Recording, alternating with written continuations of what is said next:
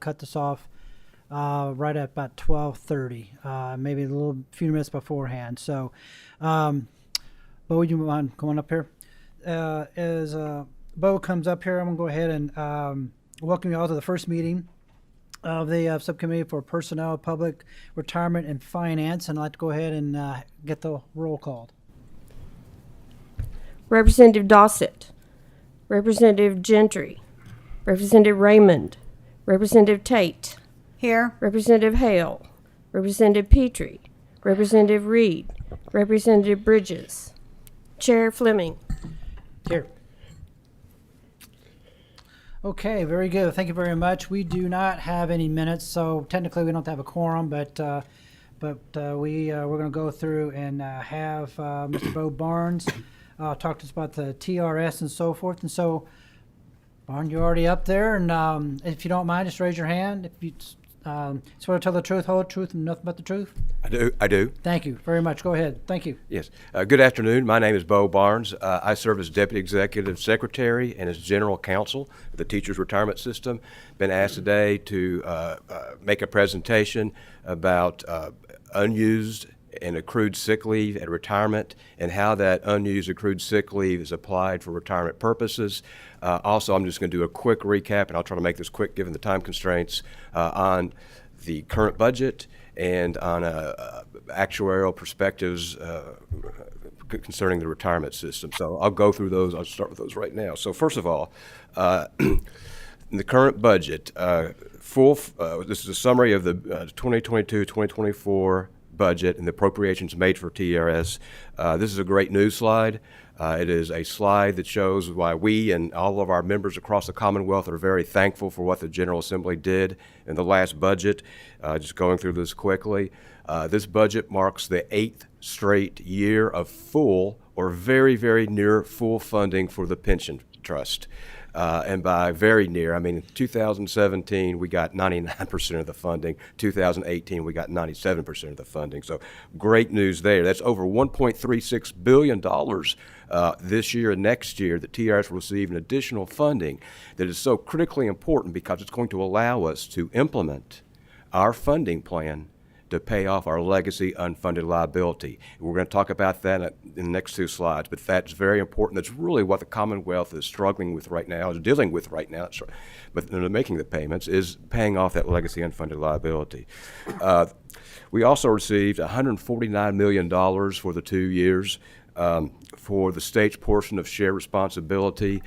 Just very quickly, shared responsibility is the solution that saved retired teachers health insurance, where the state had been voluntarily paying for almost all the cost of health insurance. In 2010, our board directed staff to get together stakeholder groups for about a year and a half, and we came up with a solution where active teachers, retired teachers, and school districts also stepped up and started paying more to the health insurance trust, and the state's responsibility was reduced to new members under the age of 65, less what those retirees pay for their health insurance. So good news there, full funding for health insurance.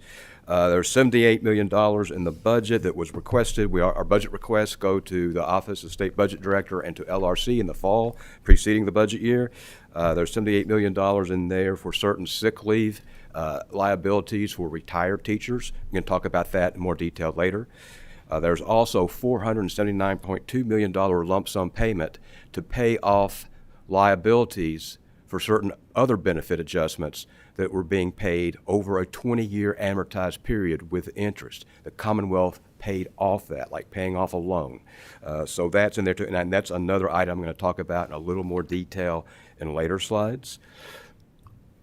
Here we have the actuarial status of TRS from 2017 to the last valuation, which was June 30th, 2022. You can see it is fairly steady, but we are in 2022 at the highest level that we have been over any of those years. The next slide is going to provide a little bit more detail about what we're seeing here. I will note just very quickly, one reason that you will see from 2020 to 2021 a decline in the funded status and an increase in the liabilities is that although the actuary every single year, our outside independent actuary does a valuation. They look at what they expected to happen and what happened. For example, what were investment returns for the year? What did they expect? What were retirements? What was mortality? And every single year, they do a gains-loss statement, and those gains-losses every year are incorporated into future budget requests. So we're addressing any changes to what we expected and what happened every year. But every 5 years, and this is significant, they conduct what's called an experience study, and they look over the past 5 years, what happened versus what did they project. And they also look forward, 5 years now, later, what do the investment markets look like with 5 years more knowledge? And so at that time, every 5 years is when they are going to make changes or recommend changes to assumptions like investment rate of return, mortality, retirement patterns, or whatever. And we had an experience study that concluded for the 5-year period ending June 30th, 2020. We moved to a very conservative investment return figure of 7.1%, even though historically we've done better than 7.1%. We moved to a more appropriate mortality table that is teacher-specific. Teachers live longer. We pay benefits longer. That increases liabilities. So that's why you see that fluctuation from 2020 to 2021. Also, I just want to point out again, this additional funding is helping implement the funding plan I'm going to talk about in the next slide. It's also helping with our investments.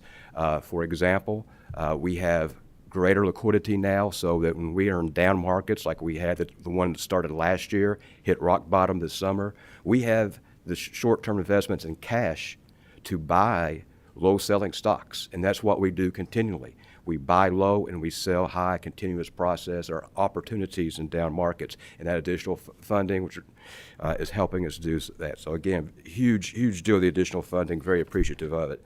30-year projections.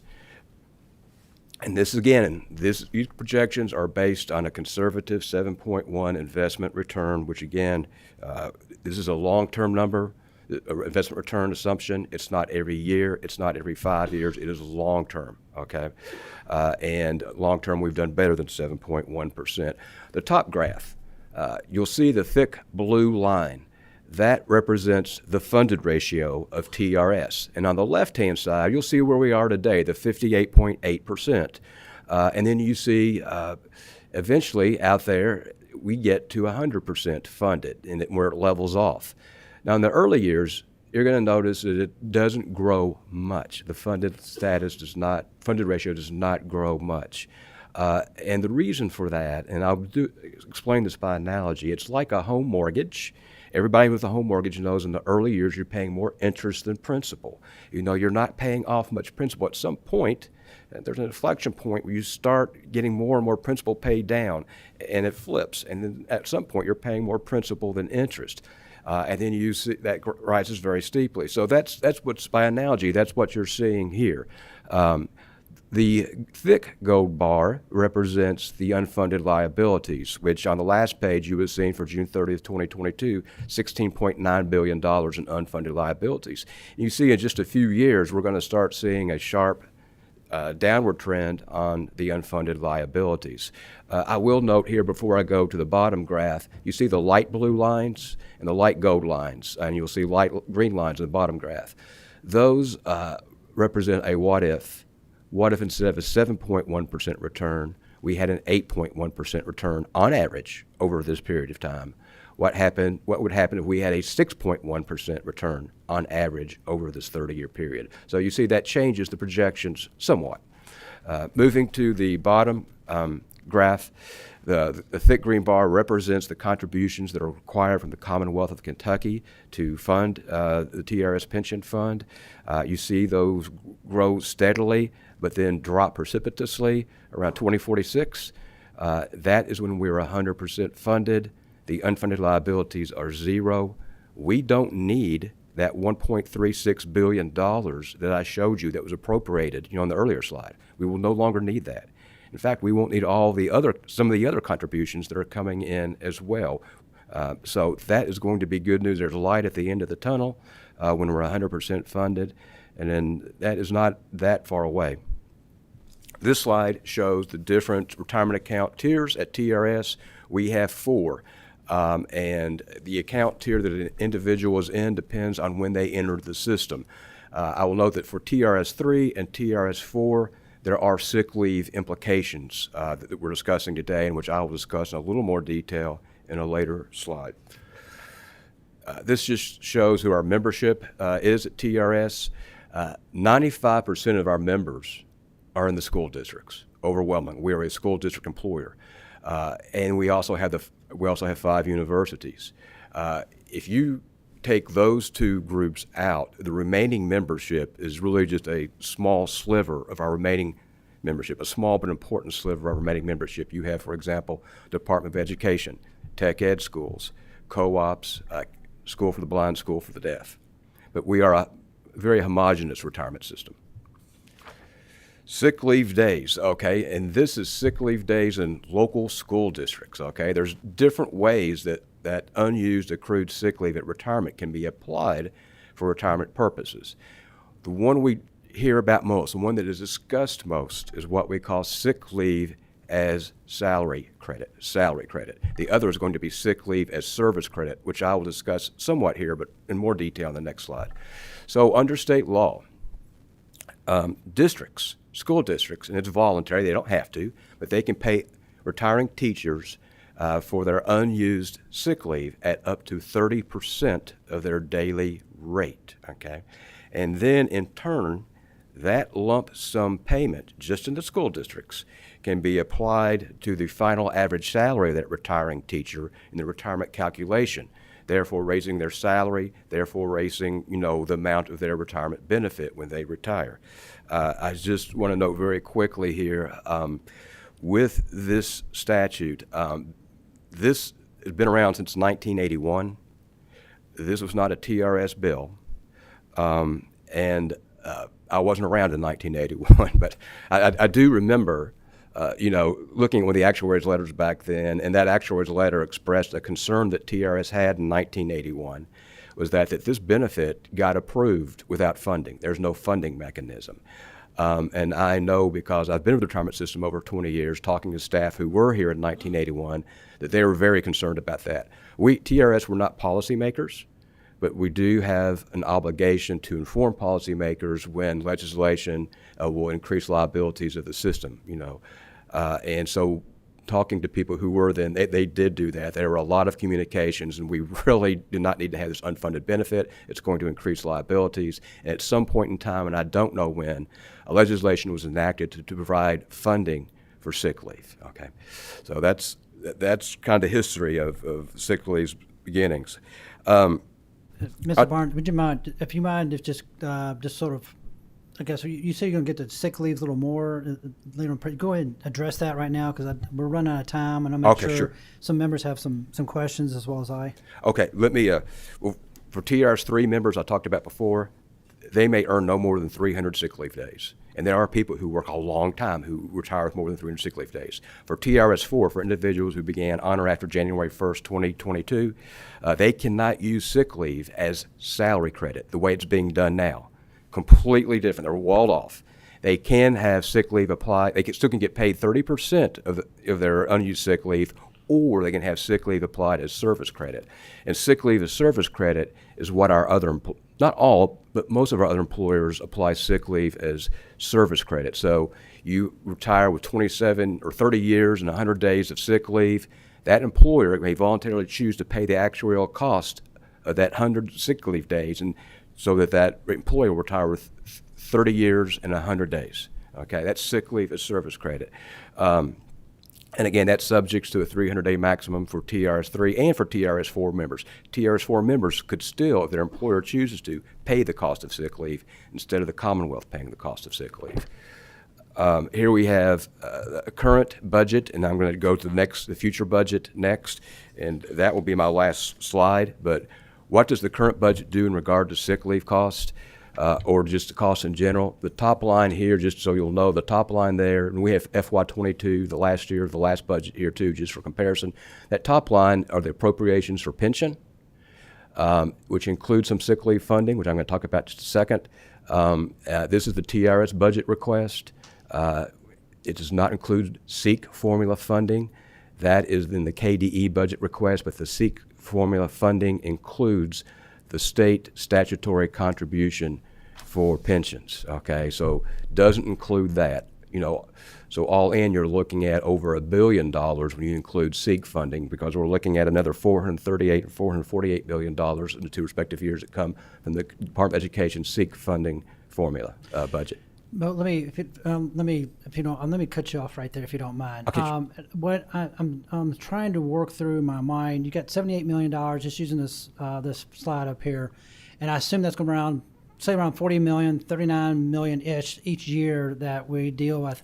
Prior to the green box, what were we in full time? Yeah, full amount. The $78 million is for both years. It's actually $39 million each year. Right. So what happened is, you see that $479.2 million. Those were certain benefit adjustments that were being paid off over a 20-year period, and the General Assembly made it with interest. And the General Assembly made the decision, we're going to pay that off in lump sum, not pay interest anymore. That $479 million included payment of some old COLA, some old cost of living adjustments, and sick leave liabilities for retired teachers. So $99 million of the $479 million was for COLAs, old COLAs, going back to 2008. None since then. No new COLAs, additional COLAs. We still have the 1.5% every year, statutory. And also for sick leave. The sick leave was $479 of the $479.2 million. $380 million of that went to pay off retired teacher sick leave liability. Okay. So that $78 million or $39 million a year, that paid off the need for that $39 million a year. When we got the $380 million for paying off retired teacher sick leave liability, and we made that, it took care of the $39 million a year, the $78 million total. But when we made our budget requests in the fall, we didn't know that they were going to pay off this retired teacher sick leave liability. So we, as always, included our standard retired teacher sick leave liability request. That's why you see that in there in the budget. It is not needed. Our actuary will tell you, and I think Mr. Ed Coble is online too, but it's not needed. So you're saying that you don't need a $39 million ongoing now? No. We're saving when they paid off the retired teacher sick leave liability. They reduced budgets going forward, and that's in this next quote, about 1.2% of payroll reduction in our future budget requests because of paying off that retired teacher sick leave liability. And even then, that is going to trend downward because, as I noted, TRS 3 members are capped at 300 days. Not a lot of people get more than 300 days, but enough do. It makes a difference. But more importantly, TRS 4 members cannot use sick leave as salary credit.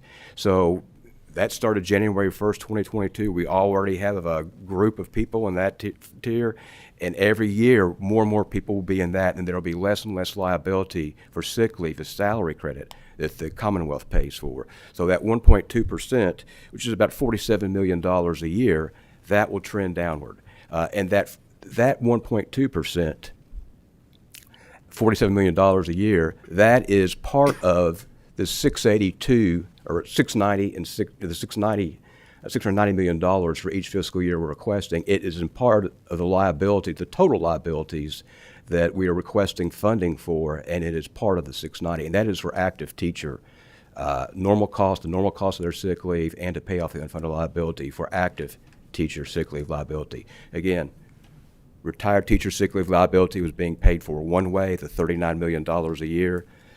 Active teacher sick leave liability and the normal cost of their sick leave is part of is part of the overall budget request. Okay. All right. So just to make sure I'm clear. So for going forward, we're not looking. We don't need. There's not any obligation from our part to continue that $39 million going forward. No. And you don't see anything else that comes into the process in order to require us to put some funding in that for that sick leave. Not for the retired teacher sick leave. Again, when they paid the $479, they paid off about $380 million of total sick leave liability for retired and active teachers. They paid off the retired section. That left only sick leave liability for active teachers of about $407 million. So that is still being paid for as part of our ADEC request every year. And again, it's part of that $690 million of each of the 2 years of the current budget biennium. That 1.2%, that $47 million is still being needed, and it will be needed for the next, well, it's going to trend downward. That's the important thing because of TRS-4, and they don't get sick leave as salary credit. You're going to start seeing that 1.2% trend downward. And eventually, in about 20 years, all unfunded liability for active teachers, in addition to the retired teacher sick leave liability, which has now been paid off. Okay. That liability for sick leave for active teachers will also be paid off in about 20 years. And then the normal cost, how much we have to put aside each year, that with over a teacher's career, that with investment income, we can pay for their sick leave. That will be about 0.4% of payroll, or about $15.7 million a year. Okay, if you don't mind, Mr. I might bring you back, and I appreciate explaining some of the situation with the sick pay and so forth. Like I said, I might bring you back down the road if that's okay with you. Yes, please. I do apologize for cutting you off. I mean, wasn't my intent to do that, but I've got some. Understand. I got to be at 12:30. Is there any quick questions from anybody? Okay.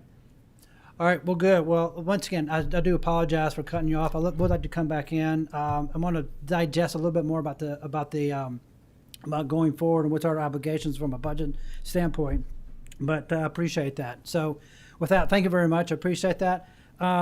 Next week or next time we meet, we'll meet every week now. The agenda is going to be pending at this point, so I'll let y'all know that will come out shortly. So, if not, if there's no any other questions or comments, we stand adjourned. Thank y'all.